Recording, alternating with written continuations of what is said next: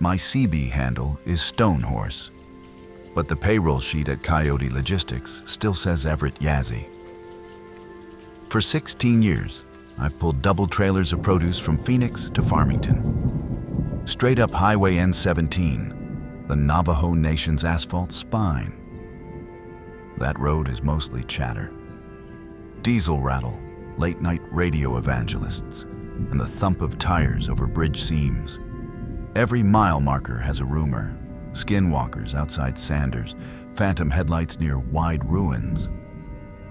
But those stories live in coffee shop corners and wear the scent of stale jokes. I never believed one until last winter, when mile marker 337 talked back in the voice of a dead man and tried to climb into my cab. February 9th, 3 a.m. Temperature 23 degrees. Blacktop shining like gunmetal under a 3/4 moon. I'd left Holbrook an hour earlier with 40,000 pounds of citrus, cab heater whining at full blast, George Strait's Amarillo by Morning Low in one earbud. The rig handled smooth. Traffic count for that stretch was me, one tanker half a mile ahead, and an SUV tail lighting into the southbound dip. Static popped on channel 19. Horse, stone, horse, copy? The signal was weak, but rode my name with perfect cadence. I reached for the mic. Stonehorse here. Come back? Nothing but hiss. 10 seconds later, the voice bled through again. Stronger, patchy, as if the speaker drove abreast. Copy, Stonehorse. Looking for daylight? CB jokes about sunrise are common, but the tone held a drag of gravel, like cords strained through smoke. I thumbed the switch. Daylight's 3 hours out, Breaker. Who's hollering? Silence. Then, still hauling that Meyer lemon load?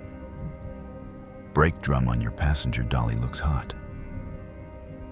No one should know my cargo except dispatch. And the dock crew back in Phoenix. I glanced at the right mirror. The dolly's rim glowed orange-red in the reflection. Panic flared. A seized brake drum can grenade axle bearings or ignite tires. I eased off the throttle, signaled, and rolled onto the gravel shoulder, flashers strobing. Wind shoved icy grit across the beams. I killed the engine. The sudden hush left only the tick of cooling metal. Outside, my breath plumed into silver ropes. The drum was cold. No scorch odor, no amber glow, just moonlit steel. I circled both trailers twice. Nothing. Back in the cab, a new voice, my own, muttered through the speaker. No worries, Stonehorse. Safe to roll. I fumbled the mic off its hook and yanked the antenna line. Static cut. That's when I saw the first set of footprints. Bare, human-sized, pressed deep into the roadside dust, leading from my shadow toward the mesquite scrub and vanishing where the moonlight thickened into sagebrush silhouettes. I slam-started the engine and growled back onto the highway. Trailer doors rattling like sheets of tin in tornado wind. The odometer climbed. My pulse stayed pegged. 4 miles north, the road rises onto a shallow plateau. The Queen Stage loneliness there makes headlights feel like distant campfires. The CB was dead, antenna coiled on the passenger seat, yet a low hum seeped from the speakers embedded in the sleeper wall, like someone breathing through felt. I thumbed the radio power. It was already off. A figure appeared in the ditch ahead, right shoulder, thumb out, wearing a denim jacket too thin for desert winter. Hitchhikers at 3 a.m. on Truckers Row are rare, but not unheard of. Out-of-gas res residents, hikers misjudging daylight. My yard manager preaches no riders. I plan to pull wide and keep rolling. But the man stepped onto the asphalt, palm up, no frantic waving, just confident as a toll booth clerk. His face glowed unnaturally in high beams, as though the skin reflected instead of absorbed light. I slammed the Jake, trailers wailing until speed dropped to 10. Sweat beaded despite the cab's cold draft. He tilted his head. The CB mic, unplugged, crackled, "Thanks for stopping, Stonehorse." I stared at the dead handset. The figure smiled, revealing a mouth too wide, like the jaw unhinged halfway. Moonlight sparked silver along his teeth. Instinct rammed the throttle. The rig lurched, trailer doors flexing. In the mirror, the hitchhiker blurred into a charcoal smear, then vanished. At Wide Ruins Trading Post, closed since October, I pulled onto the broken asphalt apron, shut down, and locked the doors. My hands shook too hard to text dispatch. I needed coffee, but the convenience store 20 miles north wouldn't open until dawn. From outside came 3 knocks on the driver's side sleeper. Hollow, deliberate. I froze. Keys jingled in the ignition, though my fingers weren't near them. Cold pressed the cab walls. My breath plumed. Knocks again, lower on the passenger side this time, against the sleeper window directly behind me. The glass pulsed inward as if nudged by a stiff finger. Something whispered in my right ear, yet no one sat there. "You missed your brake check, Stonehorse." My lungs seized. I lurched forward, ignition cranking. The Detroit diesel barked to life. I dumped the clutch, tires chirped, and I chewed gravel re-entering the highway. 15 seconds later, my own voice floated from behind the seats, louder, clearer. "Mind if I ride up front? Wind gets cold on the step." A glance into the convex bus mirror showed the sleeper curtains bulging outward, as though breath pushed them. Tremors rattled my spine. I clenched the wheel so hard that the leather creaked. 9 minutes ahead, the road kinks around an eroded butte. Signage warns of fallen rock. As I crested the rise, a semi's ghostly hazard strobes loomed. Someone else parked roadside. A tanker driver stood beside his rig, waving both arms. I eased near, windows sealed. The man cupped his hands, shouted words the wind shredded. Only one phrase pierced through, "Not alone in your truck." He pointed toward my sleeper, face drained of color. I floored it, pain clanging through my chest like sheet iron. Mirror glance. The tanker driver scrambled into his cab, doors slamming. I crossed mile 352 doing 77 miles per hour. CB handset remained on the seat, silent. Yet speakers hummed again, my voice dragging into a drawl. "Lot of miles ahead, partner. Let someone else steer a while." Curtains rippled. A weight shifted onto the mattress. A smell like wet copper and scorched hair seeped through the bunk vent. I slammed dashboard switches. Dome light, map light, sleeper lamp. Everything flared white. Shadows leapt. The bulge on the mattress flattened. The odor faded. Red-blue flashers flared in the distance. A Navajo Nation Patrol SUV parked crosswise near the Chambers Junction. I cut speed, relief surging. Law enforcement might end this nightmare. Officer Tom Yazzie, no relation, stepped out, hand on pistol, wave stopping traffic. When I rolled to a halt, he signaled window down. Before I spoke, the officer flicked his spotlight along my trailer doors. "Got a rider?" "No, sir," I rasped. "Solo haul." He rested a fist on the step. "Tanker driver said you picked up a hitchhiker near Wide Ruins. Said it mocked his voice over CB." I swallowed. No rider. But something followed.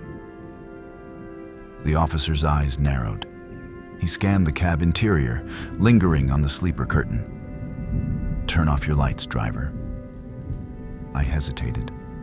"Sir?" "Lights out, now." I obeyed. Night rushed in. Officer Yazzie lifted a small pouch, scattering white cornmeal in an arc beneath the door. He spoke Diné quietly, words sliding like water over stone. The air inside my cab thickened, a pressure change like an elevator braking hard. From behind me, a whisper rose. Not my voice, but a chorus stitched from it. "Let me ride in daylight." I flinched. Officer Yazzie drew a cedar ash-filled gourd rattle, shook once. The whispers shrieked, raw metal through glass. Sleeper curtains snapped flat. An icy gust burst from vent seams, then fled. Silence. The officer exhaled. "Drive on, brother. Do not stop until gallop. Keep the lights on. When dawn breaks, scatter ash behind your tires." I managed a nod. Grinding gears, I pulled away. In the mirror, Officer Yazzie scooped the cornmeal line into a pouch, sealing it. I rolled into the truck stop at exit 20 under the palest wash of sunrise. Diesel pumps hissed, coffee fumes sweetened the air. I circled the trailers, flashlight in hand. No footprints, no scorched rubber, no copper stench. Still, I scattered cedar ash in 2 thin lines across the pavement behind each dolly. Inside the diner, I ordered black coffee and wrote a resignation email on my phone.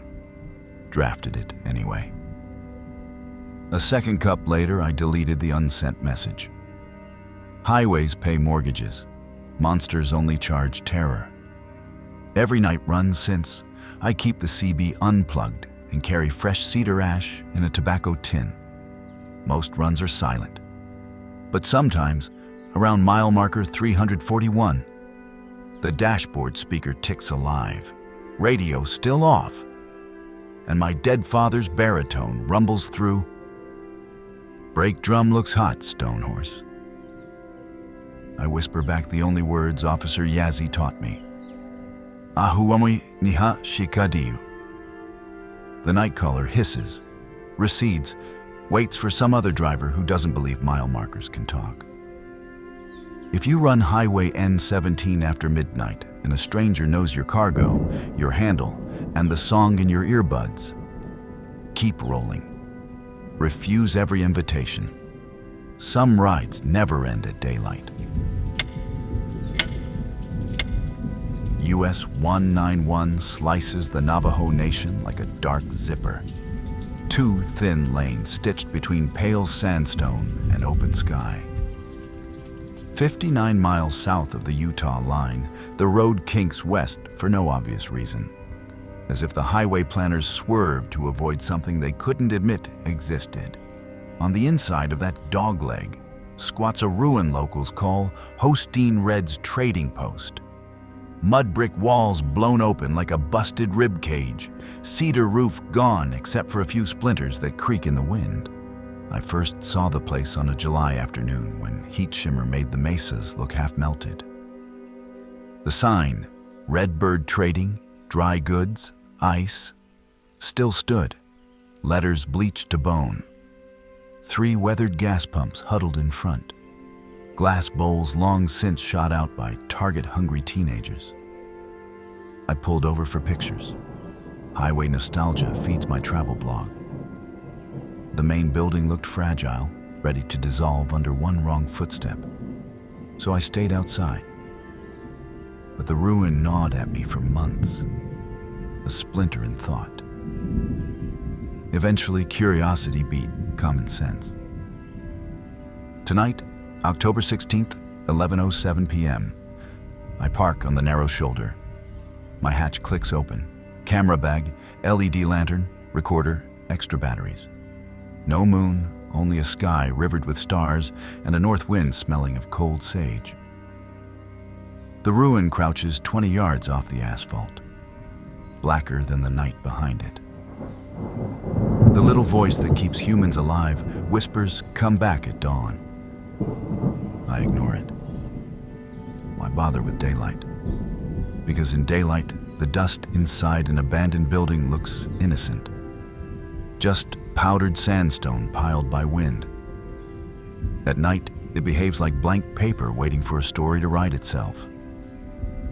And the story I've chased all autumn is a rumor that the Post still receives customers.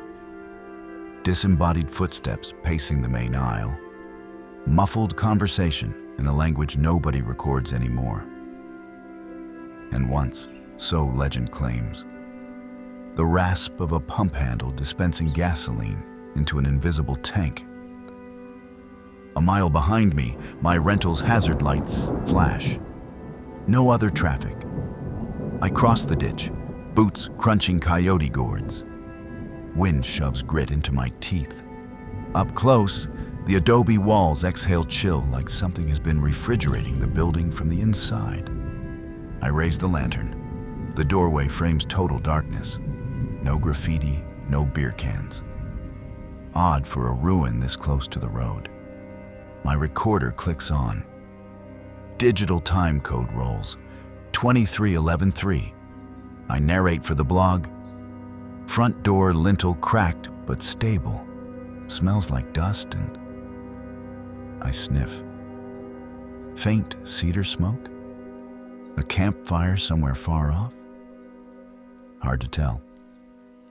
Inside, the floor plan reveals itself in one sweep of light.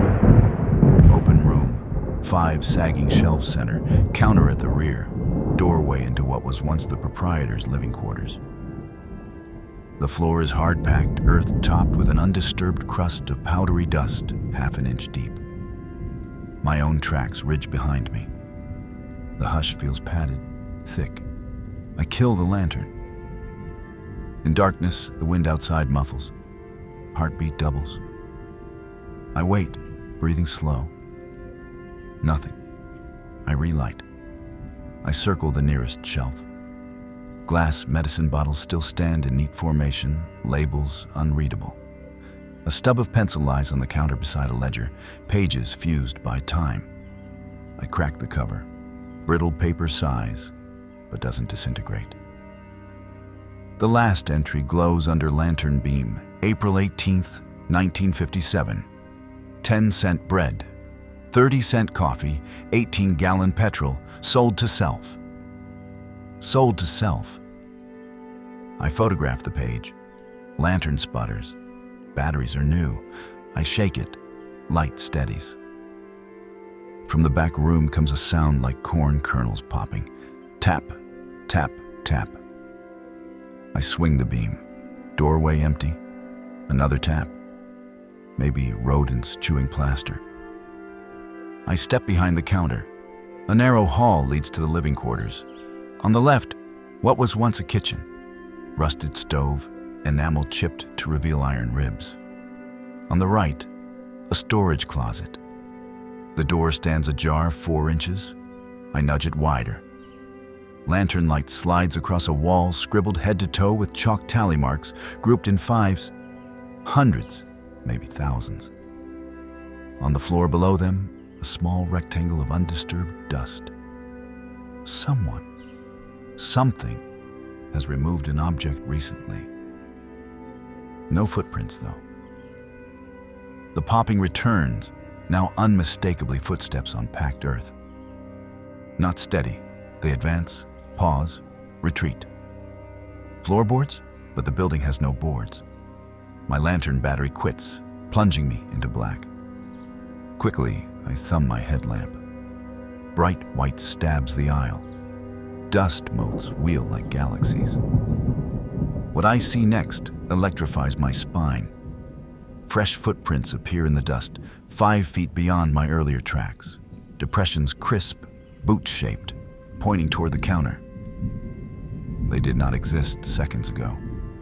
No sound accompanies them now, yet the prints deepen as if invisible weight settles. One print, then another ahead of it. I whisper to the recorder, new footfalls manifesting. No visible source. Breath clouds the beam, even though outside temperature hovers mid-40s. I back toward the door, headlamp fixed on the phenomenon. Prints continue, pacing to the ledger, stopping exactly where a clerk would stand. A sigh rustles the paper, fluttering the ledger closed. My own track line to the door remains the only exit. The newcomer's prints turn, face me, pause. Unease swells, pressure behind eardrums. Recorder's red LED blinks faster. Buffer peaking? I lower gain. A voice, dry as sifting soil, trickles from the doorway I had left. Plenty bread, 30 cents coffee. The timbre is genderless, syllables clipped like cash register dings. I flick my beam that direction, nothing but tallies on wall. Dust rises in lazy swirls. I pivot back. New prints sprint toward me. Instinct tears me sideways. My shoulder clips a shelf, bottles shattering. Glass chimes scatter, then hush. The prints stop inches from mine. My nose fills with cedar smoke. Sharp, not campfire, but sweathouse incense. Voice again, nearer by my ear. 18-gallon petrol, sold to self. Words press like warm breath. I stumble, nearly drop the recorder. Footprints reverse, track to the center aisle, vanish under the second shelf. Dust eddies, settles. I need outside air. I backpedal to the doorway, fighting urge to run. The plastic lens of my headlamp fogs from inside. I wipe it. When the beam clears, something stands in the ditch beyond the threshold. A silhouette shaped like a man in a duster coat, but moonlight slides through him. The form flickers, interlaced lines like CRT scan bars. Not a solid body, an old television image projected into thin air. His head tilts, pupils glow amber, outline warps with static. He lifts one hand, fingers curve in, come back. The gesture glitches, frame skipping, my knees lock. If I step forward, he blocks exit. If I retreat, the ledger ghost might follow. I choose sideways, edge along wall toward a broken window. The static man stays outside the doorway, scanning. Glass crunches under my boot. From the ledger room, a sound like a chair dragging. Long rasp. My heart pumps noise into ears. I yank my arm through the window frame, brush shards, climb out. Cold air slices relief across sweat-soaked shirt. I hit the ground running, cross ditch, fumble keys. Inside my car, the hazard lights still blink. I start engine, swing headlights on the ruin. The silhouette remains in the doorway, static fuzz shimmering. But now, a second form appears behind him. Shorter, perhaps a child, flickering the same. Headlights dim. Battery drain? No. Voltage gauge healthy. The lights don't fade. Something dims them. A wave of darkness rolls from the trading post, swallowing beams, asphalt, then my hood. I slam reverse. Tires spit gravel, but the car jerks. Stalled? Number frozen in gear, though engine revs. In the headlights' chokehold darkness, the flicker forms step onto the road. Each footfall raises dust clouds that rise, swivel, and collapse. Radio snaps on full volume, dial pointer jittering across dead stations. Voices tumble like laundry. Navajo, English, Spanish. A 1930s croon. Each snippet ends with cash register ding. I slap the power button. Nothing. Pull fuse. Still spewing. In the windshield reflection, I see movement behind me. Dust footprints crawl across the trunk toward the driver door. They indent metal like soft clay, each print smoking. I jam door lock. Plastic sizzles, handle boils hot. Desperation, I pop hood, kill battery cable. Lights die, dash black, radio silent. Footprints halt. The figures in the road dim, dissolve, sucked back into trading post with an audible gasp, like wind leaving a cave. engine now dead. I sit until breathing slows. 12:49 a.m., recorder still rolls. I note every detail. Wind picks up, disperses dust. When I dare exit, trading post stands blank, doorway empty. Ledger page flutters once, then rips free, riding wind toward the ditch. It lands face up. Sold to self, repeated until margin. I don't retrieve it. I walk the shoulder a mile until cell signal bars reappear and call a tow. While waiting, I scroll county records. Redbird Trading burned mid-June 1957. Owner, Caleb Redbird. Filed last store ledger entry the night before, then vanished. Investigators found tracks in dust. Boot prints pacing the counter, but none entering or leaving. When wrecker arrives, driver asks if I saw the neon sign further north. Apparently it flickered on just past midnight. There is no sign. Tow lights paint the ruin as we pull away. In their glow, the dust on the trading post floor stirs, reorganizes. Two sets of footprints, side by side, walk the aisle toward the counter, then stop, waiting for the next customer. My name is Daniel Begay, and 2 summers ago I swore I'd never guide another after-hours hike to Spider Rock. The canyon still sends tourists my way, but I hand them off to the new rangers and drive home before sunset, because the last time I lingered, the canyon told me goodbye in my own voice, and almost meant it. I'd spent the day herding a busload of geology students along the rim trails, pointing out Permian crossbedding and ancient footpaths. By 5:30, they were gone. The visitor center lot empty, except for one dusty rental Jeep and its single passenger.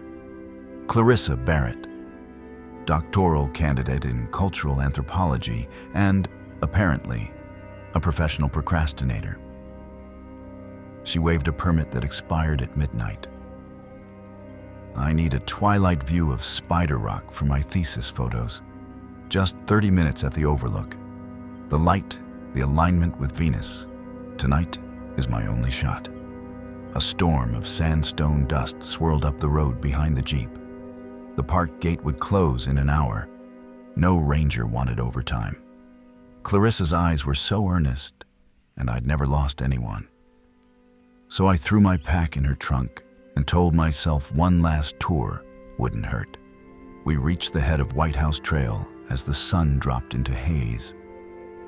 Clarissa balanced her tripod on one shoulder, zigzagging down switchbacks while sketching cliff lines in a leather notebook. I kept pace, reciting the usual cautions. Watch for scree, stay hydrating, no stones thrown over rims. There are people and spirits down there. Halfway down, the wind shifted from west to north, and the desert smelled like rain-wet copper. Clarissa inhaled sharply. "Smells electric," she whispered. I nodded. Copper in the air often means lightning is hunting ground. By the time we reached the canyon floor, dusk had painted the twin spires of Spider Rock in bruised violet. Clarissa rushed ahead, camera clicking. I hung back at the base of a cottonwood whose trunk bore a blackened lightning scar. My grandmother calls that kind of tree Nazca-Adi, split on one side but still alive. A spirit doorway. I touched the bark anyway, more habit than prayer. Clarissa positioned herself on a sandstone slab and asked me to stand 10 feet behind her, just to give scale. The first shot took, the second misfired with a jagged burst of white across the viewfinder. Clarissa cursed and fiddled with the lens. I heard my own voice chuckle behind me. "Easy there, Dan. No hurry." I spun. No one stood on the ledge. Clarissa frowned. "Did you say something?" I shook my head. Already the canyon air felt too still. Sound carried too clearly in stillness. We packed up the tripod. Clarissa glanced longingly at the stars, 5, then 50, then 1,000 freckles across an obsidian sky. "We should head back," I said. She nodded, but her eyes lingered on the spires. 1 minute more. She stepped away, scribbling notes. I knelt to cinch my bootlace, then heard myself again, farther up canyon now, softer, as though I'd walked ahead without my body. "Clarissa, this way. Faster path." She looked up, confused. "You already started back." I felt every hair rise. "I'm right here." The night swallowed our breath. Cottonwood leaves froze mid-rustle. The cricket wall of sound collapsed into silence. From the canyon bend came my voice a third time, perfectly calm. "Goodbye, Dan." Clarissa's camera strap squeaked against her jacket as she pivoted. "Why would you say goodbye?" "That wasn't me." Lightning flickered, white without thunder, illuminating Spider Rock in negative. A silhouette crouched on a sandstone shelf 15 yards ahead, my exact height and outline, elbows resting on knees like I do when scanning trails. When the after image faded, the shelf was empty. Clarissa whispered, "You hired an actor, right?" I grabbed her elbow and started brisk walking. "Stay behind me. No matter what you hear, do not answer." The moon had barely risen, a sliver too thin to help. I kept my flashlight low to preserve night vision. Boots crunched in rhythm. Ours, and then a third set matching stride. Somewhere above, on the switchback we hadn't reached yet, gravel shifted in equal measure. "Coyotes follow people too," Clarissa offered, voice brittle. "Coyotes don't copy footfalls," I said. The canyon inhaled. Far off, rockfall rattled. A dozen small stones tumbling, then stopping mid-clatter as though caught mid-air. My duplicate voice called again. Closer. Stride shorter, she's tired. Clarissa's breath hitched. She squeezed my pack straps so hard my collarbone ached. I whispered the only protection prayer I half remembered from childhood. Ahu omwe niha shikadiu. Let moonlight dress us in ash. The path narrowed at a point locals call the Sister's Elbow. I knew a side drainage there, steep, hard to climb, but shorter. As we turned into the cut, Clarissa tripped on a root and fell. The camera skidded into darkness. She whimpered, "My research."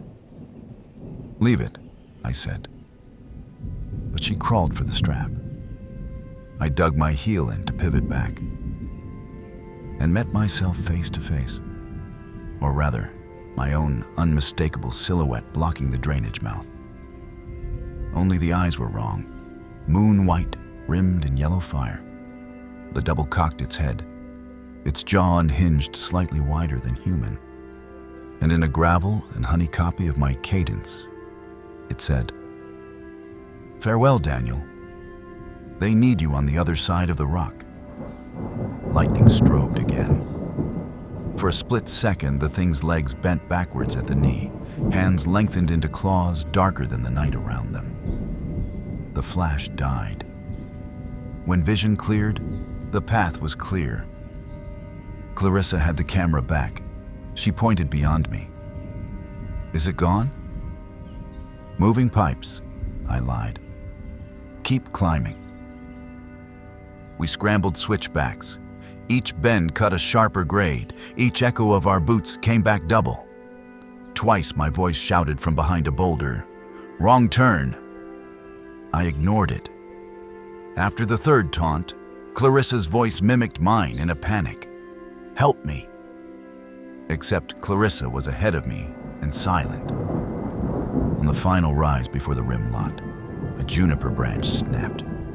Something stepped onto the trail so close, I smelled dust and raw hide. Clarissa screamed. My flashlight beam caught rag-stitched skin stretched across shifting ribs. The light flared, then guttered as batteries died. I grabbed Clarissa's sleeve and shoved her onward. A hot gust slammed our backs. Claws raked stone inches from my boot. The visitor center floodlight, set to motion sensor, blazed awake at the parking lot lip. The creature halted where darkness ended, pacing left and right like a frenzied dog chained to shadow. Clarissa collapsed on pavement. I yanked the Jeep keys from her pocket, hit unlock, dragged her inside.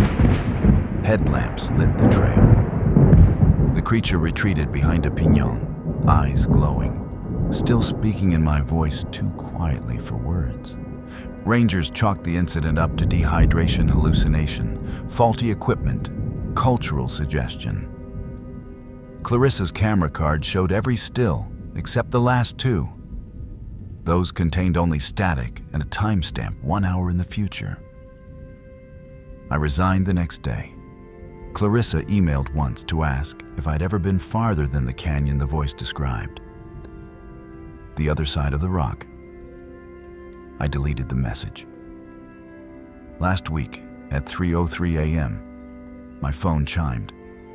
One new voicemail. Playback revealed my voice, strained, wind over the mic, whispering, "Farewell, Daniel. Trail's waiting." The timestamp says it was recorded tomorrow night.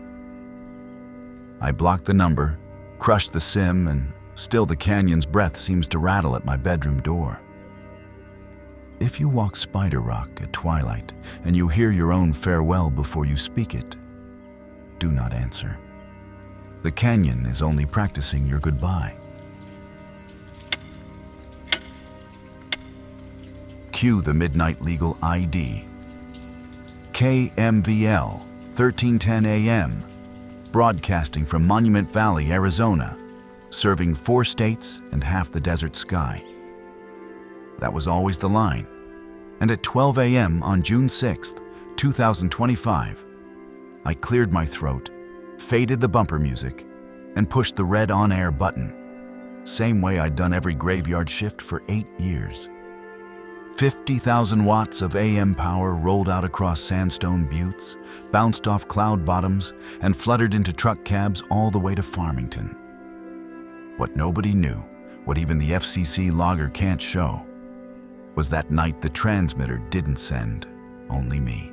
Something else climbed into the signal and started singing every song in reverse. I was 3 tracks into the late-night Coyote Serenade block.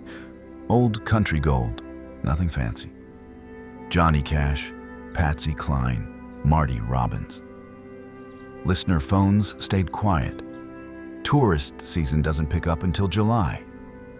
The booth smelled of stale coffee and warm vacuum tubes. Around 12:23 a.m., the monitor speaker hiccuped, one tiny pop. Then the sound rolled on. I chalked it up to a dirty pot. 12:29. The needle on the modulation meter twitched hard, pinning red. A thin line of hiss slithered underneath Johnny Cash's Ring of Fire, subtle as wind beneath a door. The hiss thickened, shaped vowels, consonants, faint but there. I soloed the channel in my headphones. Under Johnny's baritone, another voice whispered the melody backward. Syllables folded like film run the wrong way. Erifongnir et otniuidai. The hair on my forearms lifted. I cued the next song, dropped channel A to dead air the moment Marty Robbins should have started. The hiss stayed. The wrong way singer had no fader. I punched the mic. KMVL to the Night Owls. We're experiencing a minor technical apparition. If you're hearing anything besides me, give the booth a ring. Phone lines lit like slot machine cherries, 6 at once, unseen for months. First caller was a trucker near Mexican Hat. DJ, your station's inside out. That cash tune's playing backwards in my speakers, but my wife's phone says it's normal. Second call, an insomniac in Kayenta. Your late night set is chanting like Church of Satan stuff. Third call, elderly Navajo woman from Denehotso. Turn the record off. Something is borrowing your wires. AM propagation loves the desert. All that bare sandstone works like a dish. Whatever rode my carrier wave had acreage to roam. I rolled a PSA on auto loop, muted the booths, and dialed the transmitter site. 8 miles out, lonely Quonset hut below Wildcat Butte. Graduate technician Marisol Cortez answered, voice wrapped in static. Cell service out there is rumor at best. Reading steady power and clean modulation, she said. Are you joking again, Levi? I wasn't joking, and I don't use reverb on vintage country. She promised to check cables anyway. Hung up. 12:51. The hiss rose, louder, layering harmonies now, each song line mirrored backward, an eighth note late, like a demonic delay pedal. Underneath, a new thread emerged. Voice alone, no instruments. Crooning nonsense syllables that felt almost English. Nrealot emosk. Nrealot emok. Come to learn. Come to learn. I swapped to dead air again. Still the croon. The transmitter was dead, feeding something not in the console. I killed my mic, stepped into the record library, and shut the door. Even through 2 walls, the monitor leaked that backwards lullaby, tone warmer than tube gear, vibrato like a saw blade. My mind searched for rational culprits. Pirate station on adjacent frequency? Over the horizon bounce from Mexico. None would sync perfectly behind my own playlist. A soft knock on the library door broke the whirl. 3 gentle taps, measured. I opened it, expecting nobody. Studio lights stay red during live hours. The hallway was empty, yet the backstage light glowed green. Exterior door unlatched.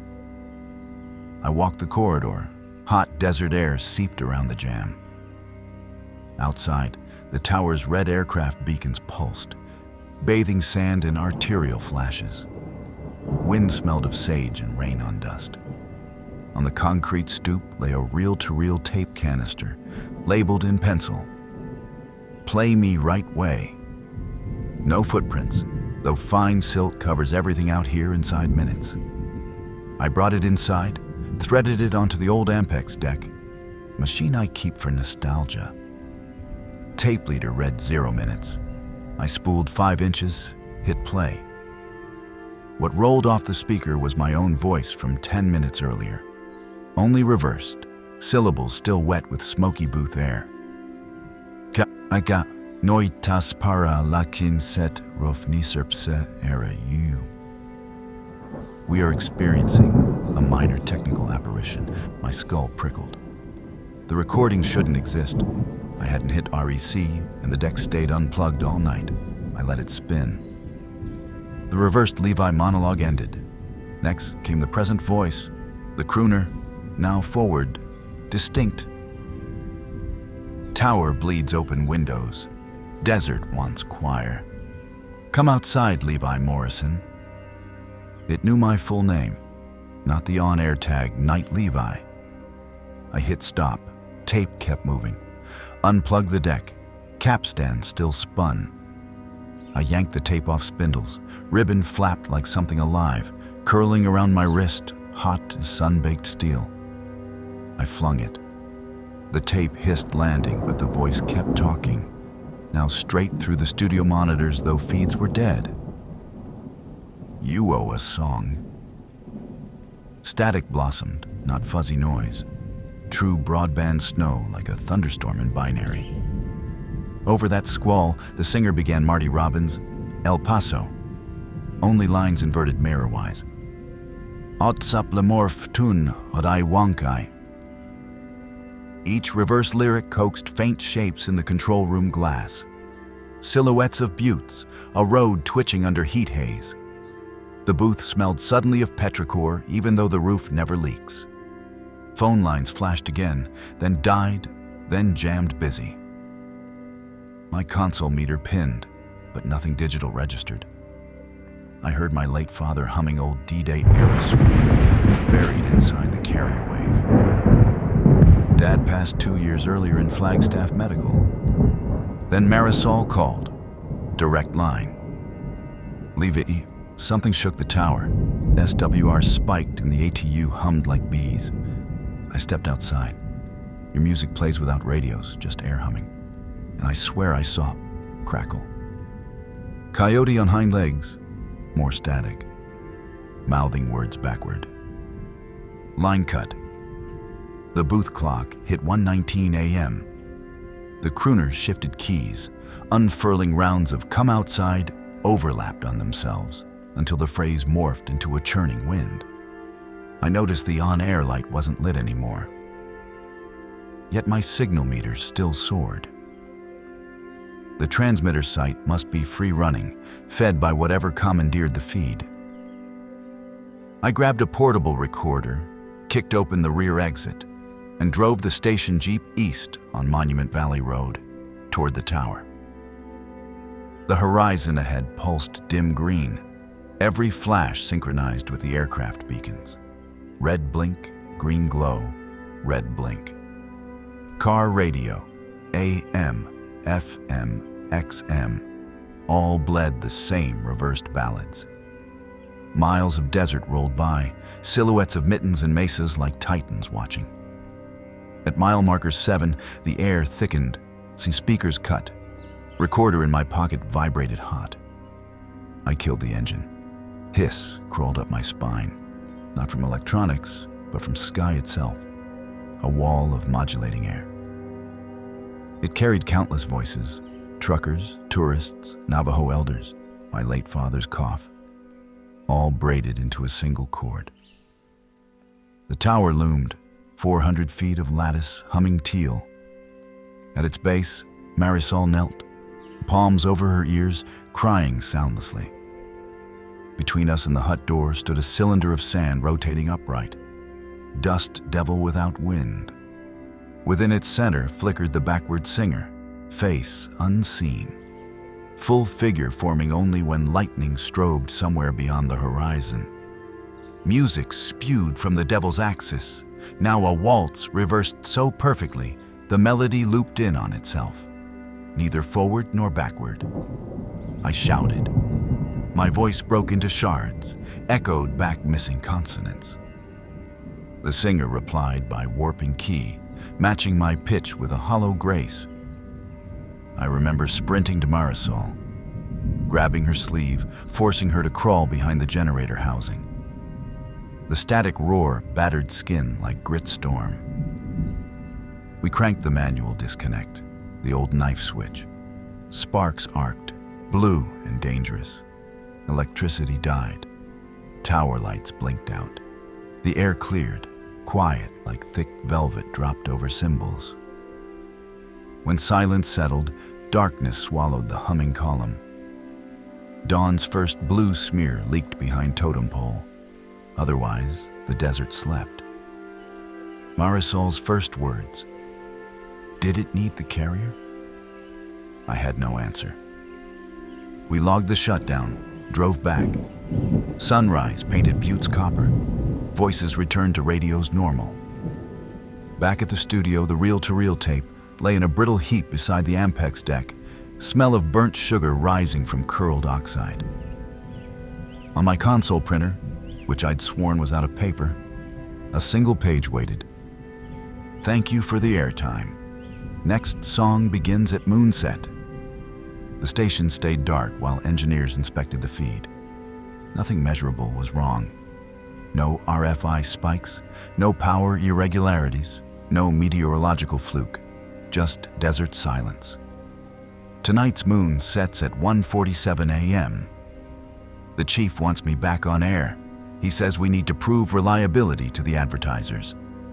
I've packed a reel of white noise, a generator, and a brand new knife switch wired under the console. If the crooner returns, I'll cut the signal before he asks for another verse.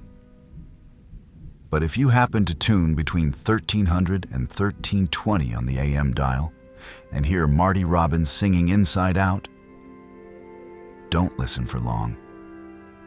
Desert voices know how to climb the coil in a speaker, slip through earbuds, and find the soft places behind your face.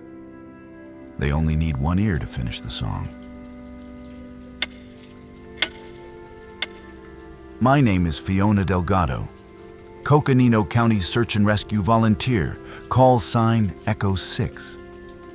On paper, I catalog stranded hikers and lost tourists. In reality, I look for the parts people leave behind when the desert asks an unexpected question. Last May, the desert asked for a bride and groom. The bride answered. The groom never did. Tuesday, 11 to 14 a.m. I cleared what looked like a routine permit request. A small wedding shoot, 2 clients, 1 photographer, location Coyote Silt Slot.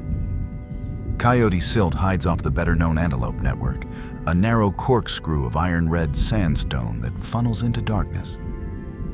The Bureau of Land Management hates ceremonies down there, but influencers chase novelty like coyotes chase roadkill.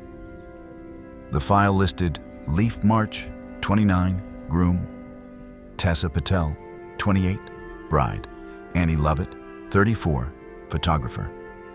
Their local guide was Colt Yazzie with a 4x4 shuttle. Weather promised clear skies, the flash flood index sat green. Easy day. I stamped the permit, emailed congratulations, and forgot about it. Wednesday, 3:47 p.m. My radio cracked alive. Echo base, Colt here. My clients aren't at the pickup point. I've waited 40. Protocol says wait 60 minutes before escalation. But Colt's voice carried wind-shred panic. He'd grown up scrambling these canyons barefoot. You think they slipped by? I asked. No fresh tracks, Fiona. Slots whispering weird. When a guide says a slot is whispering weird, it means the echoes don't bounce right. Something inside is catching the sound. I grabbed my gear and rolled south. 4:22 p.m. I squeezed into Coyote Silt, helmet cam on. The canyon exhaled cool breath that smelled of damp clay and juniper pollen. At the first bend, I found the bouquet. Desert lilies laced with ribbon the color of oxidized blood. Footprints? None. Only wind scribbles and 1 set of dog tracks. Colt's Cattle Dog Ranger. I pressed my mic. Echo 6 to base. Found bouquet 300 meters in. No sign of parties. Static hissed, then a breathy whisper in my own voice. Further, the radio was still keyed open, my thumb nowhere near the switch. 4:41 p.m. 10 meters deeper, a strobe fired on a timer, abandoned on the canyon floor. White flashes skeletonized the slot, walls streaked in purple bruise shadow. Beside the strobe lay an SD card case crushed like candy foil. I slotted the card into my helmet reader. Last file, 6 seconds. Tessa in desert white lace. Leaf adjusting a boutonniere. Annie counting down. 3, 2, on 1. Something yanked her sideways. Cameras tumbled. The clip ended with a wet, throat-deep gasp. I tried radio again. Signal dead, static pulsing like tide. A voice drifted down canyon. Fiona, they're around the bend. Need a medic. It matched Colt's timbre but held no radio grain. Sounded naked like he stood 15 feet behind me. I called his cell. No answer. The ringtone felt swallowed by stone. 4:59 p.m. I rappelled a 7-meter drop into ankle-deep silt. My headlamp speared the dark and caught a bridle heel wedged in sandstone. Blood laced the ankle strap, A GoPro nearby blinked red. Footage showed Torchlight whipping, Leaf shouting, "Run!" Annie panting, "It's copying him." Tessa pleading, "Leif, stop joking." Then Leif's voice answered, calm, "Tessa, it's safe."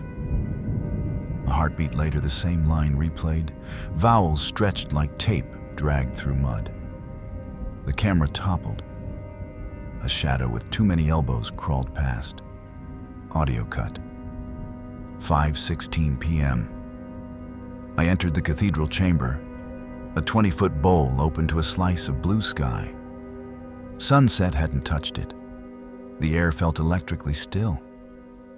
Tessa's veil lay in the dust, hem charred, edges curled inward with the smell of burnt hair. A footprint beside it showed toes splayed wider than human, heel elongated into paw pads. Across the chamber, finger-smeared chalk framed a doorway on the wall. Too wide, too crude for wedding props. Another smear arced upward like someone tried to climb and melted back. Ranger whined ahead. Around the bend, Colt knelt in dust, arms limp, eyes closed. Ranger lay beside him, fur rippling as though static lifted each hair. Colt's radio sat on a boulder, keyed open. "Colt!" He blinked as if surfacing from deep water. "Echo 6? Where are they?" "I saw them run through me," he whispered. "Their voices wore my voice." He pointed to a crevice, an even tighter squeeze leading into a branch marked dead end on topo maps. Drag marks striped the silt. "You stay. Dog stays," I said. Colt tried to stand. Ranger growled. I left them under low torchlight and slid into the crack. 30 feet in the crawl space opened into a hidden chamber. No natural light, walls polished like melted glass. At its center stood a limestone arch only 3 feet tall. Inside the arch, a darkness deeper than shadow trembled as though breathing. Tessa knelt inches away, veil shredded, eyes blank white. Leaf crouched opposite, suit jacket torn, skin rippling over his ribs. Annie stood nearby, camera raised. Every flash fired, yet produced no light. The arch pulsed. Tessa turned. Her mouth opened and my own voice spilled out. "Further, Fiona.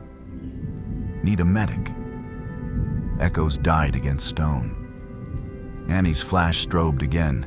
In its phantom glow, something behind Leif's sternum pressed bone like thumbs under wax. Tessa screamed in Colt's voice, "Run!"